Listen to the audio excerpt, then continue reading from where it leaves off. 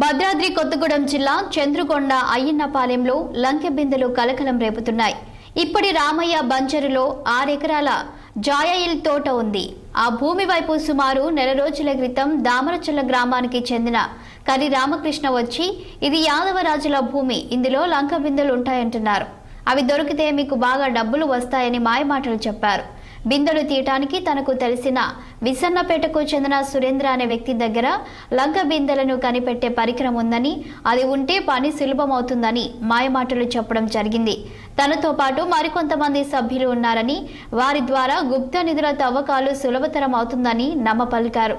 అందుకు అతని వారి మాటలను నమ్మడంతో నిన్న తెల్లవారుజామున 1 గంటకు రామకృష్ణ, నువ్వు మీ తోట దగ్గరకు రా, నేను మరికొంతమందిని వస్తామని చెప్పి ఇదంతా జరగటానికి 50,000 ఖర్చవుతుందన్నారు.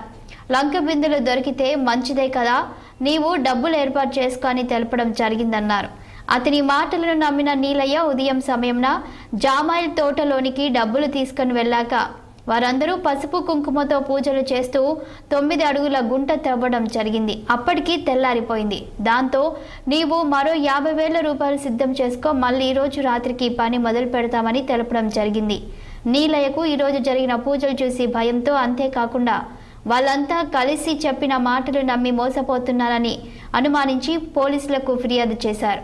చంద్రగూడ ఎస్ఐ స్వప్న తన బృందంతో వెళ్లి 9 మంది గుప్త నిధుల ముఠా సభ్యులను అదుపులోకి తీసుకొని వారి వద్దనున్న 6 సెల్ ఫోన్లు, స్కానర్, గొడ్డలి, గుణపం స్వాధీనపరచుకోవడం జరిగింది.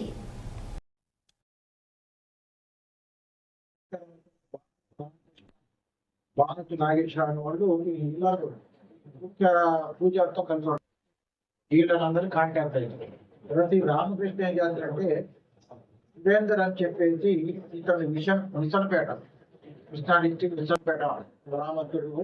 ఈ మెటల్ డిక్టర్ పోతున్నాడు. భూములు ఎక్కడైనా ఖనిజాలు పరిశీలన చేసి ఇతనితో పాటు